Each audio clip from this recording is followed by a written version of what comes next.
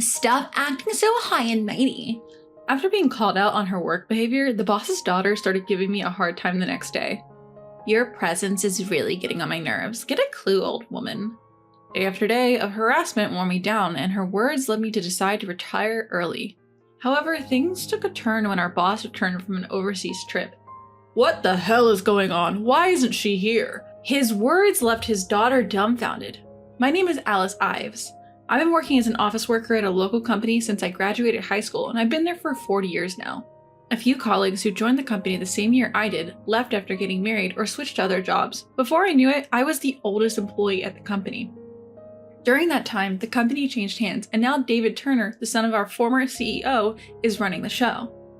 As the longest-serving employee, I often found myself fielding questions from other employees. Hey Alice, can you look over these documents for our meeting with a client?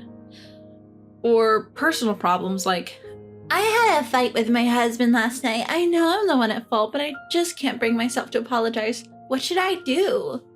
I've always enjoyed listening to people's stories, so I guess I was an easy person to talk to. There were many times when people thanked me for lending an ear, saying it really helped them clear their heads, and at some point I started being called the workplace mom. It's a little embarrassing, but it feels good to be relied upon. I had absolutely adored the homely atmosphere of our company and had resolved to dedicate myself to it until retirement. However, a dramatic change occurred in this harmonious workplace. During the months that our CEO was on an overseas trip, his daughter, Megan Turner, joined the company. After completing her training at one of our branches, she transferred to the head office administration department. At first, everyone was welcoming, and I was excited too, but it didn't take long for people to become fed up with her behavior. Megan severely lacked manners and common sense as a grown adult. She flaunted her status as the boss's daughter and didn't bother to do her job right. She was transferred here with the title of Assistant Section Chief, which she apparently forced upon the executives. No matter how much she's the boss's daughter, I felt disappointed in the executives who bowed to the demands of a second-year employee, but I couldn't voice such things. I wondered if the boss knew about this. It's hard to believe that our sincere boss would condone such behavior. Or maybe he just allowed her to do as she pleased because of his paternal affection. In any case, Megan caused considerable confusion with her selfish actions. Her behavior started to delay our work and affect our schedules, and the dissatisfaction among other employees kept piling up. Most of the consultations I received were about Megan. Megan, she's just awful. She complains about her work, saying it's sloppy and half-hearted, but she doesn't do anything herself. And you know what? She was actually preparing a document for a client the other day. It was so unusual that I looked over her shoulder and it was full of mistakes. I couldn't let it be submitted like that, so I secretly corrected it for her. Well, that's how it went. The executives couldn't even scold her properly because she was the boss's daughter and they were no help at all. The atmosphere in the company started to turn sour, and I feared that this could lead to a serious problem. Despite our concerns, Megan's reckless behavior did not change. Miss Ives, I think I might quit this job. Some people even started saying things like that. I knew something had to be done. The boss wouldn't be back for a while, and I couldn't wait that long. I figured I had to be the one to confront her since the executives were too timid. An opportunity soon came up. Megan was fiddling with her smartphone during work hours. If she did it sneakily, I could have been somewhat endearing, but she was doing it blatantly. Everyone around her had a look on their face that said, "Do your job." I approached Megan and said, "Miss Turner, it's time for work now. It's not the time to be playing with your phone, is it?" Megan looked surprised and raised her face, making a questioning face. Look around. Everyone's working. Don't you think it's strange that you're the only one playing on your phone? She scowled even more. I'm our CEO's daughter, you know. You think you can talk to me like that? I sighed inwardly.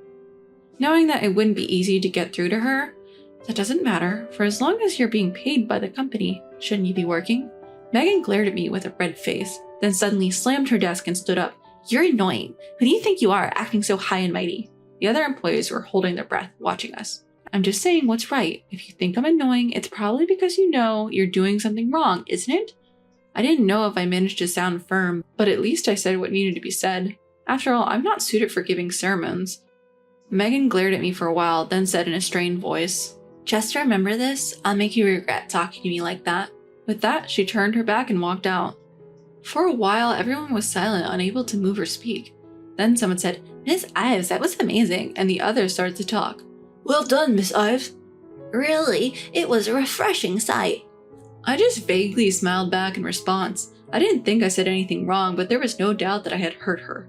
I regretted not considering my words and location a bit more, but a shocking event awaited me that would sweep away this small regret.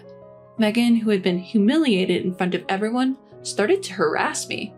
Miss Ives, please finish all this work by today, she said, dumping a large amount of work on me. Most of it wasn't urgent, and there was no need to finish it today. It was such a childish retaliation. Other employees offered to help when they couldn't bear to watch, but Megan didn't allow it. The workload was too large for one person to finish, so of course it meant working overtime. Seeing that, Megan spoke with a triumphant look. You work slow for someone who talks big, Miss Ives. Make sure you finish everything before you leave, okay? And so it continued. I kept myself going somehow, but the immense daily work, overtime, and insults almost broke me. Megan was probably waiting for my spirit to break. Seeing me weaken, she said, "You're just a nuisance. Wake up, Grandma."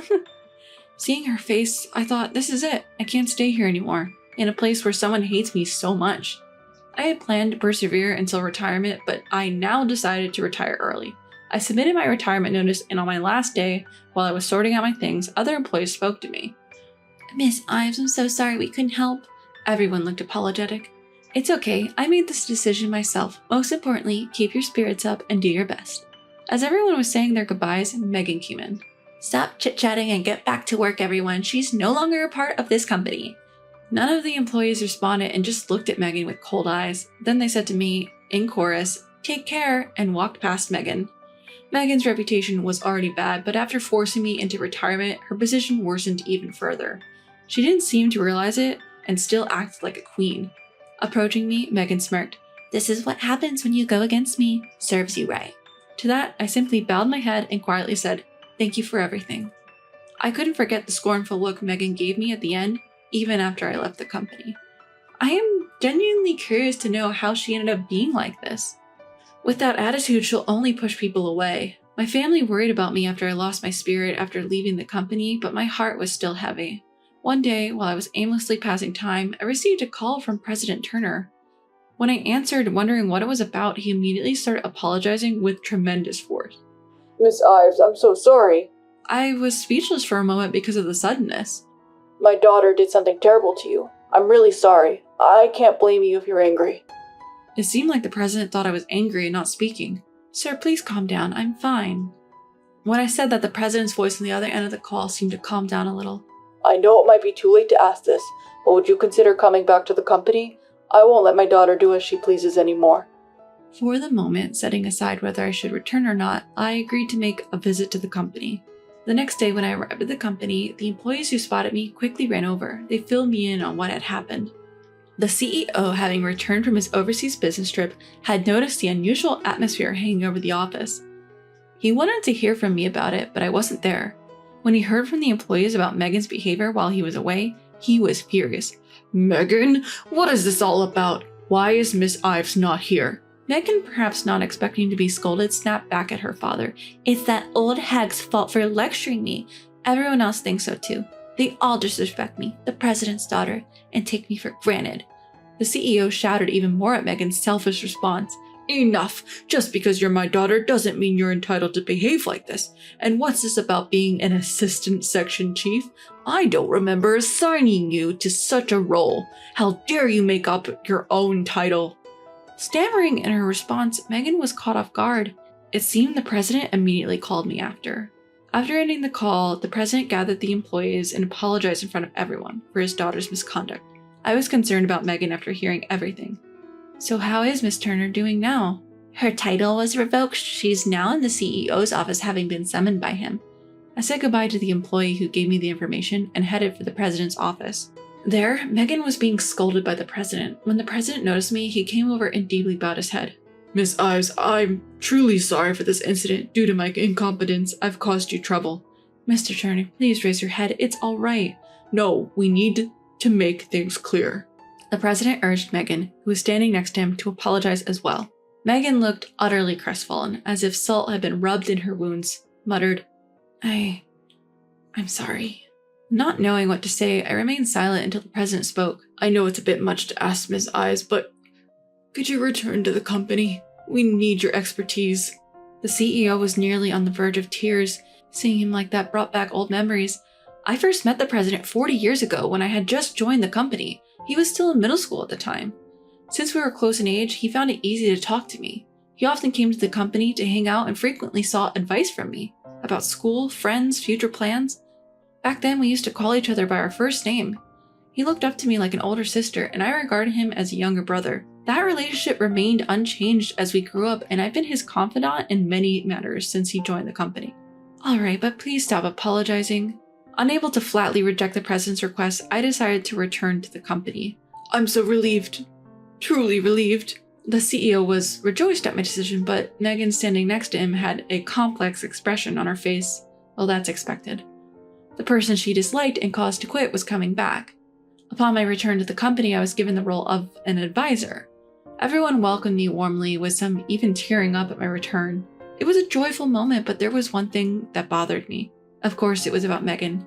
She had been quiet and isolated since being scolded by the CEO. Given her attitude up till now, it was understandable. Despite my hesitation, I decided to talk to her. Miss Turner, can we talk for a second? She briefly raised her eyes to meet mine, but then quickly averted her gaze. I want to talk to you for a bit. Without waiting for her agreement, I began, and she reluctantly got up and followed me.